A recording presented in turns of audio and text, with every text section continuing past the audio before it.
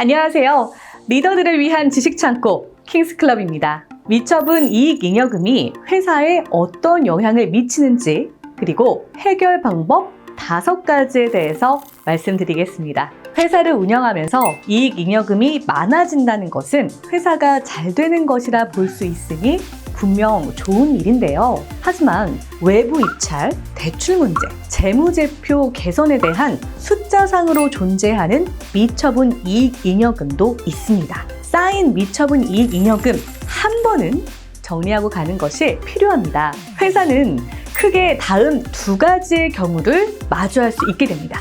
첫째, 회사를 청산하게 되면 미처분 이익잉여금은 주주배당으로 간주돼 최대 50%의 소득세가 과세될 수 있습니다. 종합소득세에 합산돼 건강보험료 부담까지 가중되니 청산이 쉽지 않을 수 있습니다. 쌓인 미처분 이익잉여금은 주주의 부라고 생각하니까요. 둘째, 주식이동 관련한 내용입니다. 이때 미처분 이익잉여금으로 인해서 과도한 증여세, 상속세, 소득세가 따라올 수 있습니다. 미처분 이익잉여금은 기업의 순자산 가치를 올리고 회사 주식 가치를 상승시키기 때문인데요. 미처분 이익잉여금을 잘 관리하며 적정한 순자산 가치를 유지하여야 합니다. 그렇다면 미처분 이익잉여금을 정리하는 방법 무엇이 있을까요? 5가지 정리 방법이 있습니다. 첫 번째, 자본 유동화, 즉 신자본 환원의 방법으로 정리가 가능합니다. 자본금은 그대로 두고 미처분 이익잉여금에서 자본금 범위 안으로 법인 자금을 개인화시킬 수 있습니다. 주주가 지분을 법인에 소각하고 소각 대가를 받는데 과세할 금액이 없습니다. 소각에 대해 세금이 발생하는 과정은 소각 대가에서 취득 원가를 뺀 것이 과세 표준입니다. 시가로 소각하는 것이 원칙이지만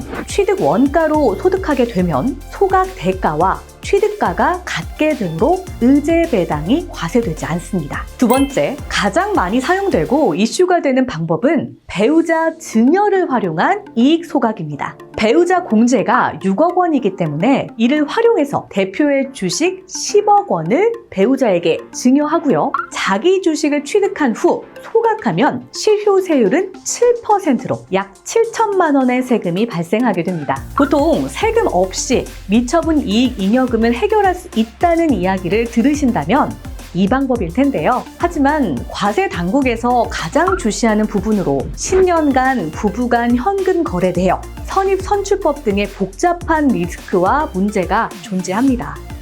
세 번째, 자기 주식을 활용해 법인의 사내 유보금으로 주주의 주식을 사주는 방법이 있습니다. 법인 자금 개인화 및 가지급금 해결에도 많이 사용되는 방법인데요. 자기 주식 취득의 장점은 분류과세 20%이면서 단일세율이고 양도차액 3억 초과분은 25%입니다. 국민연금 및 건강보험료 부담이 없고 4대 보험료는 양도소득세에 합산되지 않습니다. 상여 배당 등과 비교해도 소득세 부담률이 상당히 낮은 세금입니다. 네 번째, 산업재산권 특허권, 상표권 등의 업무와 관련 있는 대표이사의 특허를 법인에게 그 대가를 지급받는 방법입니다.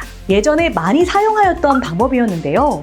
이 또한 현재 과세관청에서 대표가 직접 개발하였다는 것을 소명하라고 하던지 연구개발부서가 있는데 특허를 대표 혼자 만들었다면 특허는 법인의 도움으로 만든 것이라고 주장하는 여러 가지 상황이 발생합니다. 5번째, 현금이 없을 경우 미처분 이익잉여금을 자본으로 편입해서 새롭게 주식을 발행하고 배당하는 주식배당을 활용할 수 있습니다.